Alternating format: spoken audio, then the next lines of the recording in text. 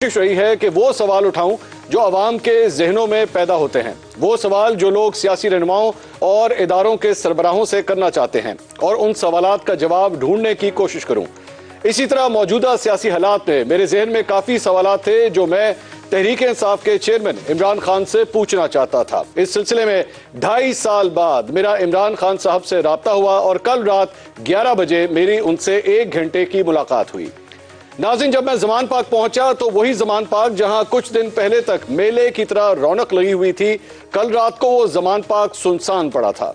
ज़मान पाक की फिजा में एक अनदेखा खौफ और अजीब तरह की बेचैनी वाज़े तौर पर महसूस की जा सकती थी। 2 सिक्योरिटी बैरियर से गुजर कर जब मैं और मेरे एक टीम मेंबर इमरान खान के घर पहुंचे तो उनकी जाती सिक्योरिटी के एक स्टाफ मेंबर हमें लेने के लिए बाहर आए।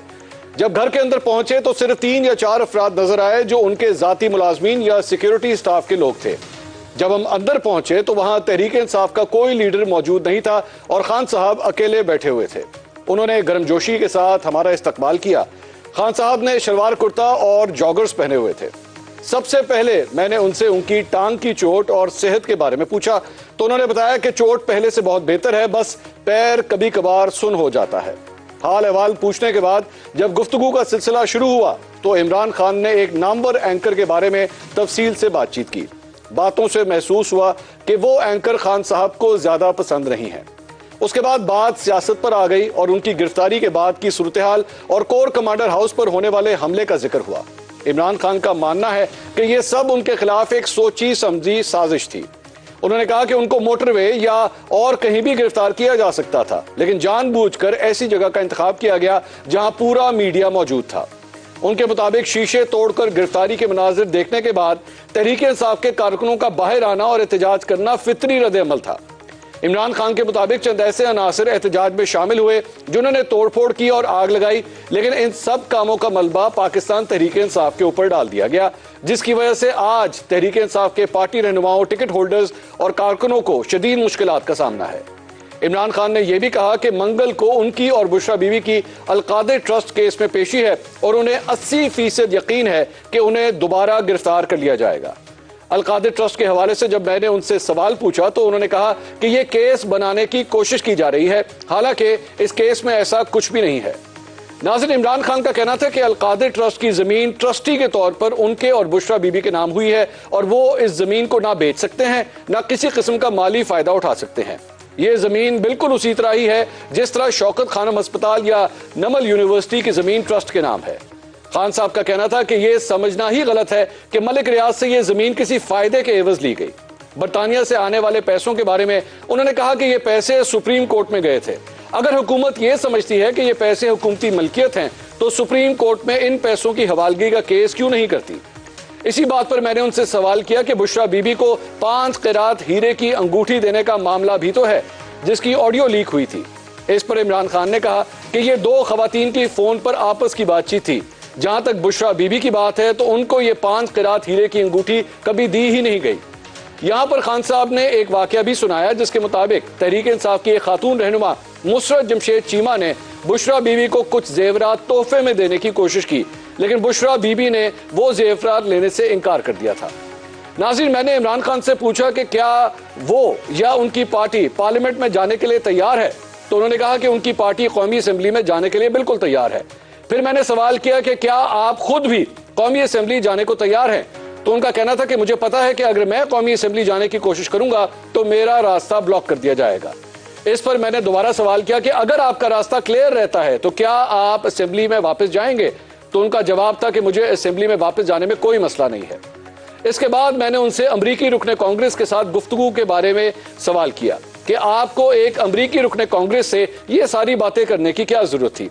इस सवाल पर उनका कहना था कि मैंने अमरीकी पार्लियामेंट की खातून रुकन को सिर्फ ये कहा था कि पाकिस्तान में जो कुछ हो रहा है उस पर हमारे लिए आवाज बुलंद करे। मैंने हुकूमत में वापसी के लिए उनसे कोई मदद नहीं मांगी थी। इमरान खान ने कहा कि दुनिया भर की इंसानी हकूक की एजेंसियों को पाकिस्तान के हालात पर आवाज उठाने का मैं कहता रहता हूं। एक हैरानकुन बात खान साहब ने यह भी बताई कि एक तासुर दिया जा रहा है कि यह जूम कॉल की मीटिंग थी। खान साहब के बकौल ये जूम कॉल की मीटिंग नहीं थी बल्कि व्हाट्सएप कॉल थी जिसको रिकॉर्ड कर लिया गया।